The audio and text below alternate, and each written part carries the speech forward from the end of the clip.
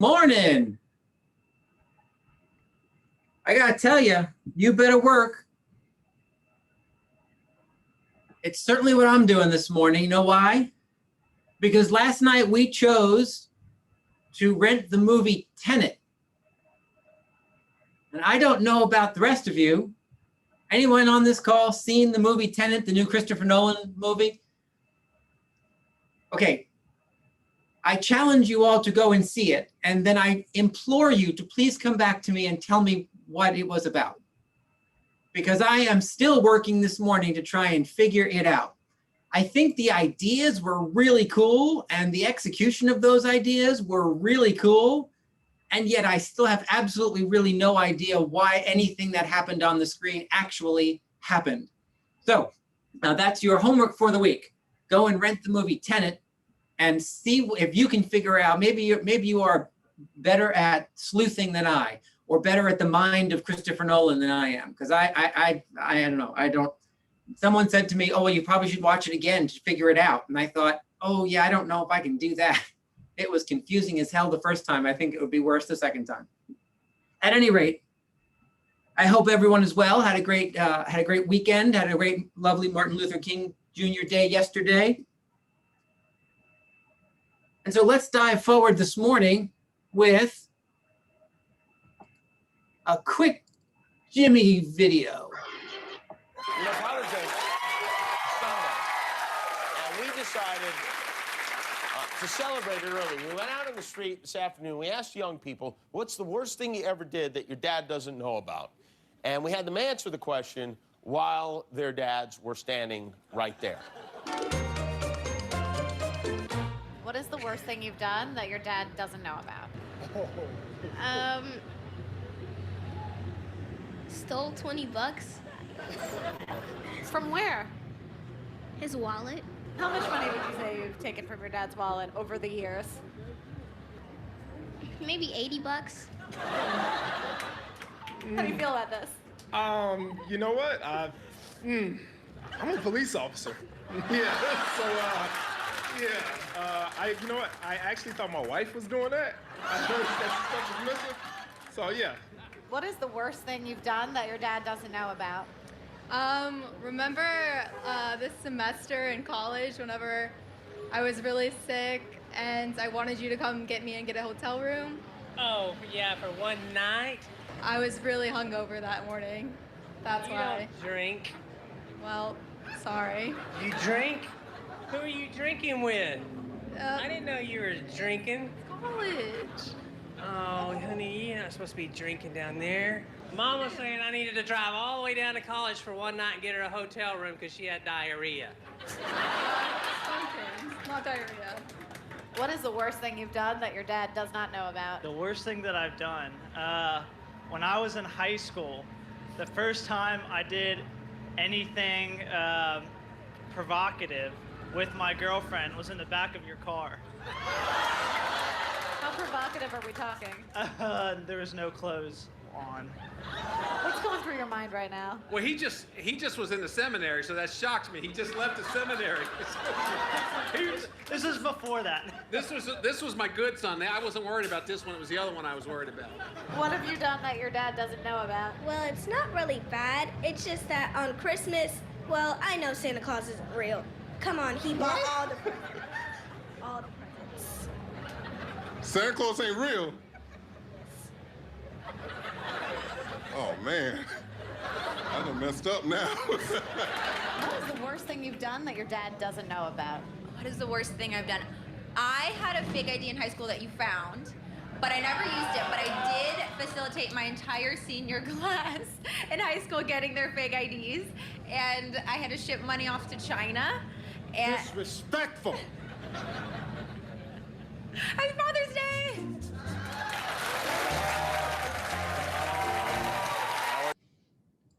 All righty.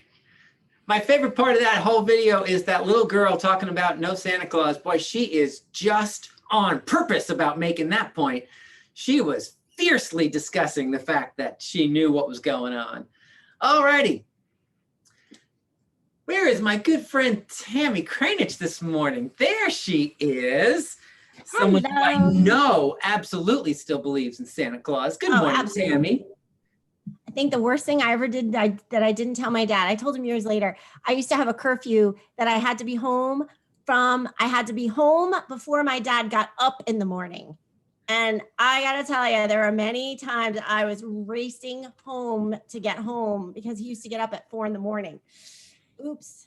Anyway, okay. So today, Mortgage Minute is, first of all, everybody who entered their name in their Why I Love My Lender. I got all of your things. I'm going to get them all sorted and then send them out to Rick and Steve and Carlos and Dan. And we're going to look at them and we're going to pick the best one. And you are going to win a family reunion ticket. So that's number one. Number two, today I want to talk to you guys about seller's concessions. I'm not going to get into the details of it, but it has come up a lot lately. It used to be maybe 1 out of 5 people would ask me about it. Now it's gotten to the point where it's more like 4 out of 5 people will ask me about it. So it is now part of my consultation to go through what financing your closing costs mean. So here's the down and dirty part. You're not allowed to finance your closing costs. It's not something that the banks allow you to do. However, the workaround is that you inflate the sales price and then you have an 3 to 6% seller's concession. For some reason, everybody picks round numbers. It's usually 5,000, 10,000, whatever. So the max you can have is 3 on a regular loan, 6 on a government loan. Now that means you have to inflate the price, which means it has to appraise. We also need the seller's permission.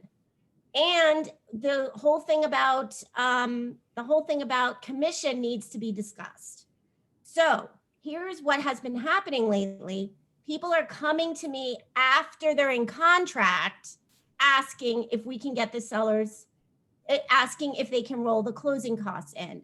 So I want to just kind of make you guys aware of it so that if we're having the conversation with them in the beginning, you guys can have the conversation with them in the beginning as well. Because technically, there's no underwriting guideline that allows closing costs to be financed. This is just a workaround to make it work for people. So keep that in mind as you're out there. I know tons of people at open houses this week, so have the conversation. If you have any questions, you know where to find me. Awesome. Thank you so much, Tammy. As always, it is lovely to see you on this bright and cheery Tuesday morning.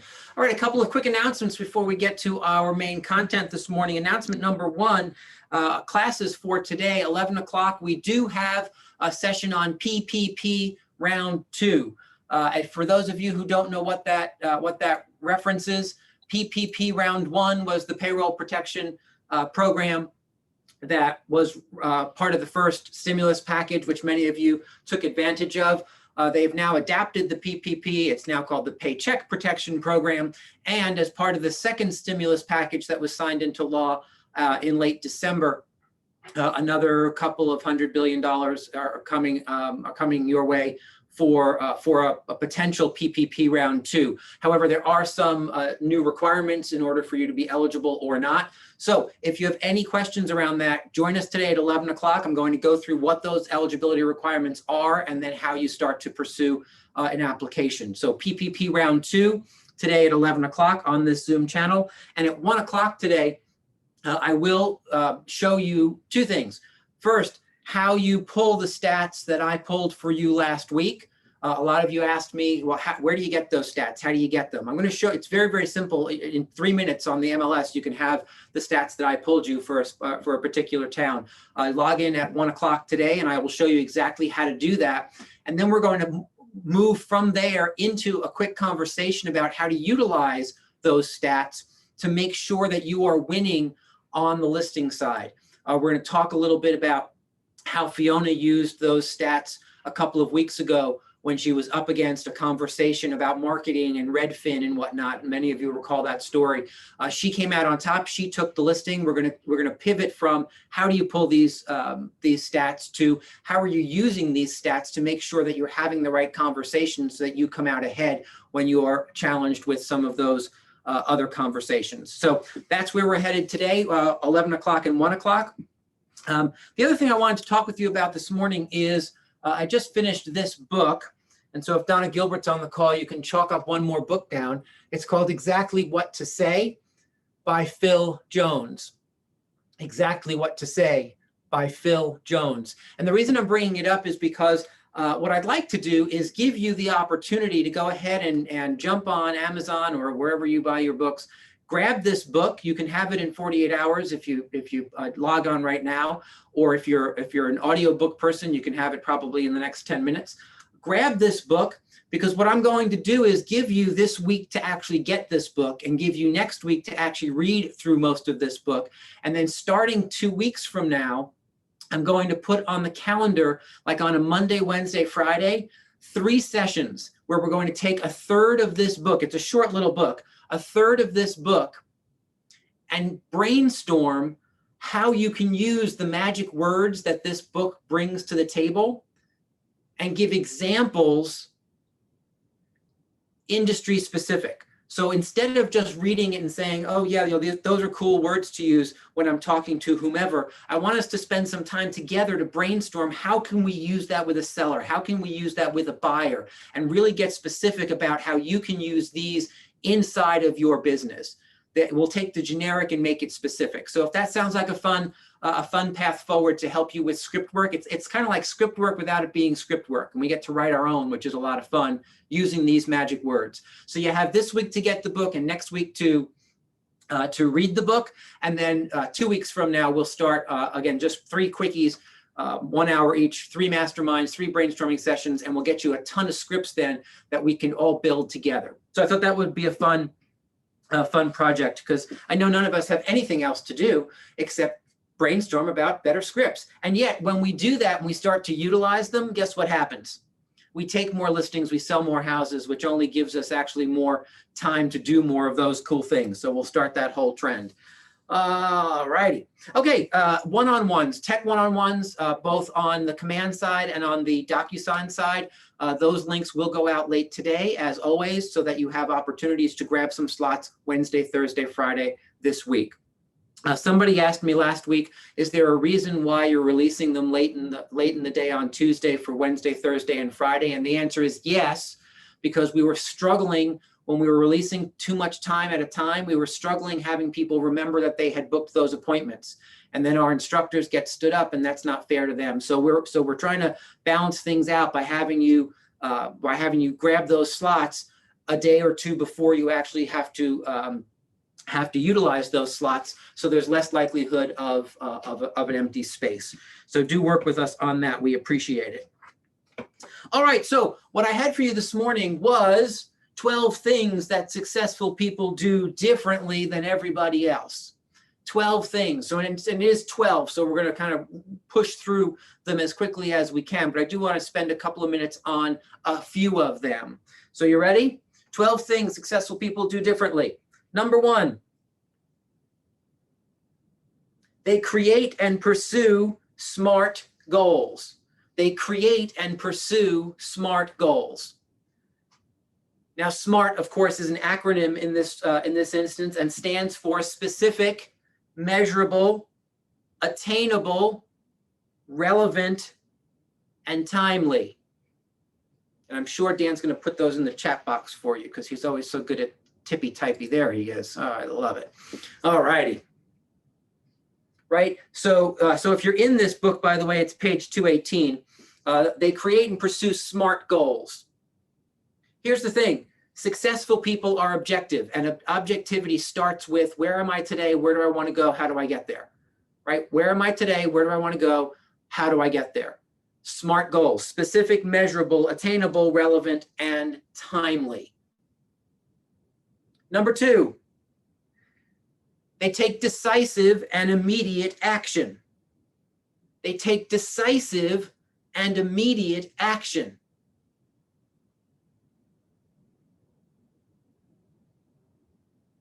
Very few people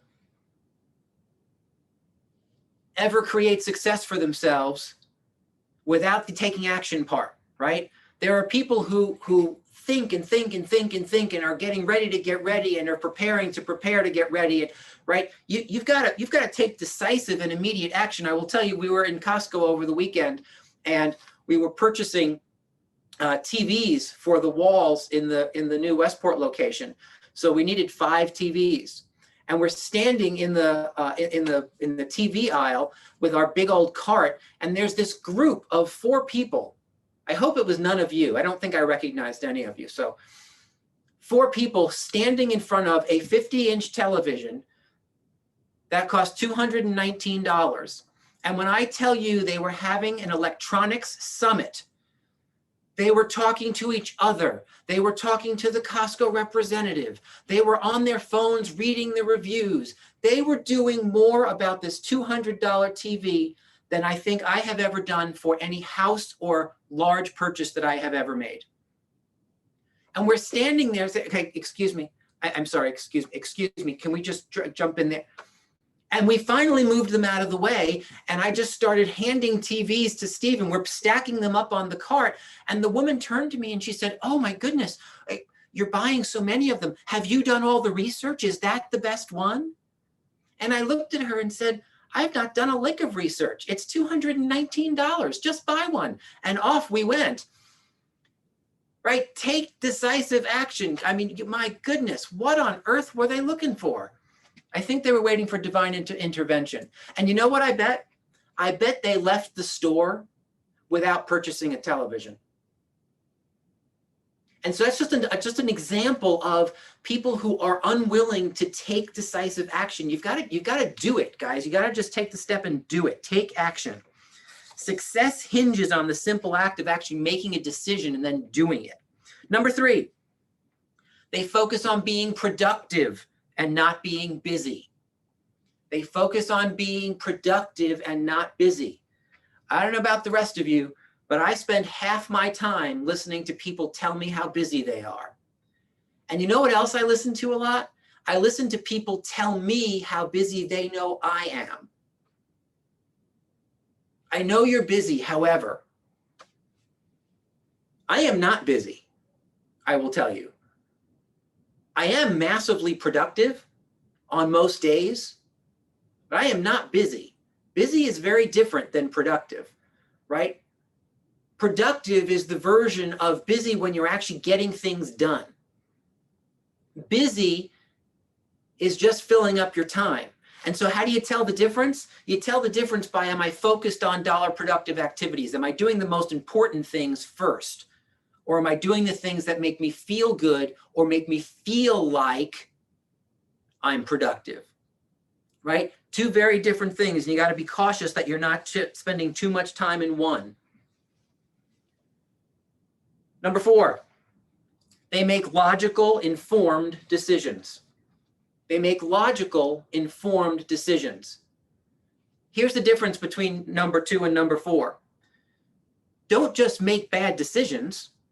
Get the facts. But then once you have the facts, go ahead and make a decision and take action on the facts. But get the facts first, right? Understand what it is you're making a decision about. And decide that you'll gather facts when it's important. See, for me, spending time gathering facts about which brand of $200 TV to buy and which one has a better rating, so, that's not information that was important to that decision. It was which brand do they have 5 of? Okay, that one, good, let's just buy that one, right? Logical, informed decisions when it matters. Number 5, they avoid the trap of trying to make things perfect. Oh man, this one's a bear for me, right? For any of you who are high C's or even middle ground C's, right? You tend to get stuck in that perfectionist mode, right? You can't take action until it's perfect. Trust me, I understand it. I live that every single day of my life, right? As a high D and a high C, for me, I want it done yesterday, but I want it done perfectly. So it's like schizophrenia, right? Back and forth, right? There's a lot of head nodding going on right now. So I know that I'm not alone in that. And it's a real struggle, right? And you have to remember that nothing is ever perfect. I had a coach once who said to me, Rick, do you mind if I tell you what your problem is? And I thought, no, not at all. He said, your problem is that you wait for 100% in order to pull the trigger. What if you started to train yourself to pull the trigger at 85%? When you were 85% sure, go, take action, pull the trigger. That has served me well for the last decade, right? Because it's been that long since that person said that to me. Be careful of the 100%. Be careful of perfection, because frankly, it's elusive.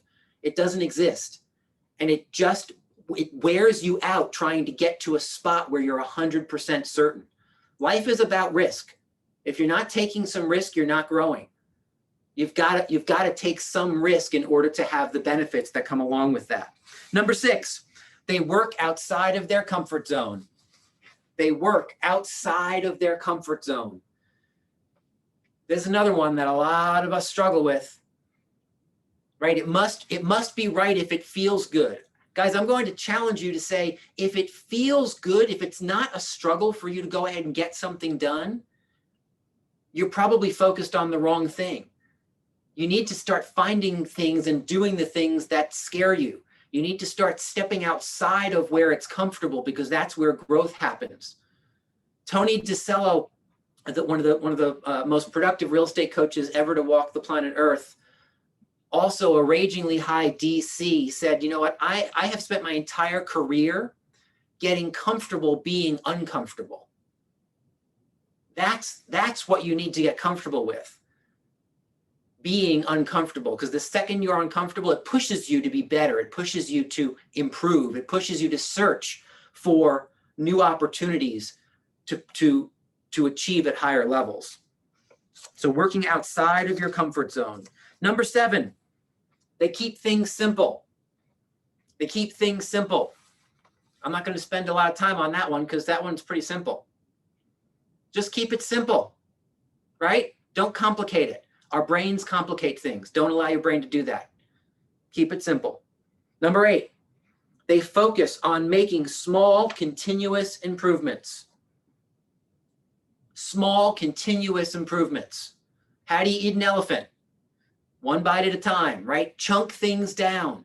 Look at large projects or problems or opportunities and figure out what one step you can take forward. That includes, right, it's January. For everybody on this call, it's January. Anybody on this call in February yet? March, April, May, still stuck in December? No, right? So the reality is it's January. Calendar-wise, it's January for us. I know from a closings perspective, it's probably March, but yet in a calendar perspective, it's January for us.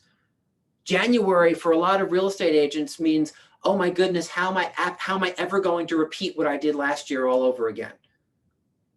Right? We had our best year ever last year. How am I going to repeat that and do even better? Don't worry about that. Focus on today. Focus on small. Focus on being better today than you were yesterday. That's what growth is all about. It's not about running the marathon in 15 minutes. It's about figuring out how to take the next step and the next step and the next step so that when you add all the steps together, it equals 26.2 miles. And that takes time. Don't be afraid of allowing time to be a weapon for you. Number 9, they measure and track their progress. They measure and track their progress. Guys, if you're not tracking everything, how do you know where you're at? It's like having a map and saying, I want to go there, but if you don't know where you are, you can't figure out the route because you're not sure exactly where to start. So track everything. Track everything. Track your listings, track your buyers, track your calls, track your leads, track how much money you make, track how much money you spend. On the personal side, track your money, track your investments, track your weight loss, track what you eat, track what you drink, track everything. Because when you track it all, you can come back and say, you know what, here are the numbers that drive this result. Here's why I'm receiving this result. And if I make some adjustments, I can get a different result. If you're not tracking any of that, it's impossible to diagnose. And if you can't diagnose, it's almost impossible to adjust. Number 10, they maintain a positive outlook as they learn from their mistakes. They maintain a positive outlook as they learn from their mistakes. Guess what? Everybody makes mistakes every single day. Everyone makes mistakes every day. Fail forward, right? So when you take a risk and you just say yes to something, if it falls apart and what didn't work out, it's not the end of the planet, right? It wasn't your last dime. And if it was your last dime, I have good news for you. You know how to make money. You've all lived a life up until just this very moment and you've made money, which means you know how to do it. So if you take a risk and something fails and you lose some money, just go make some more. If you take a risk and say a new script and you don't get the listing, go and practice it some more, right? Learn not to avoid failure. Learn to lean into failure. Learn from your mistakes. Just learn faster. Don't spend a whole lot of time wallowing in the woe is me part of it. That doesn't bring us any place. Number 11, they spend time with the right people. Ooh, baby, this is a big one. They spend time with the right people. Who are you hanging out with? Remember, you are the average of the 5 people that you spend the most time with. Who are your 5? Are you hanging around with people who are more or have more or achieve more than you do so that you can learn from what they do and move in that direction? Somebody once told me, if you're the smartest person in the room, you're in the wrong room. If you're the smartest person in the room, you're in the wrong room. There's very little to learn in a room where you're the smartest person in the room, right? Who are your 5? Find people to hang out with and associate with that create challenge for you, that don't just nod their heads when you say something, right? Number 12, they maintain balance in life. Successful people maintain balance in life. Truly successful people are not running around like chickens without their heads. You ever hear the old saying, if you want to get something done, give it to a person who is busy? I know we challenged busy earlier, but it's because people who are successful understand how to get 110 things done all at the same time. They understand how to create results instead of just running like chickens without heads. They maintain a balance in life. They know when to step away from the work, and they know when to step away from the personal. They know when to step into each of those things. Relationships in their world matter. They don't cheat them, right? Dive into the one thing. Look at those six circles in the one thing. Make sense? All right, someone's asking for a baker's dozen. Someone's asking for a bonus. All right, you want a bonus? You want number 13?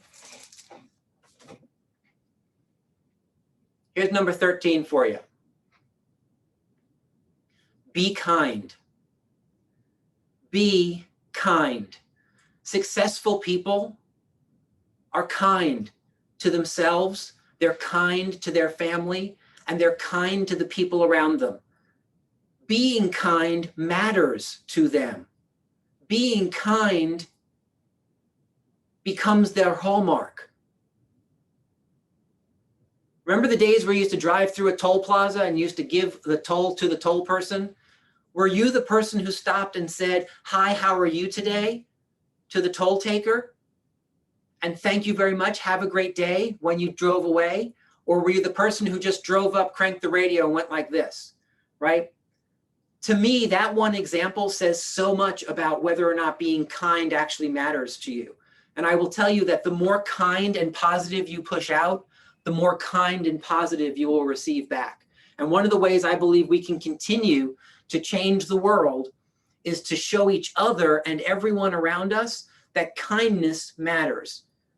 Because kindness is a piece of servant leadership. When you're serving others, you do it from a place of being kind first, not of what's in it for me. It's a place of what's in it for them, right? So my bonus for you today in terms of success, what successful people do that other people don't, they operate from that foundational spot of being kind.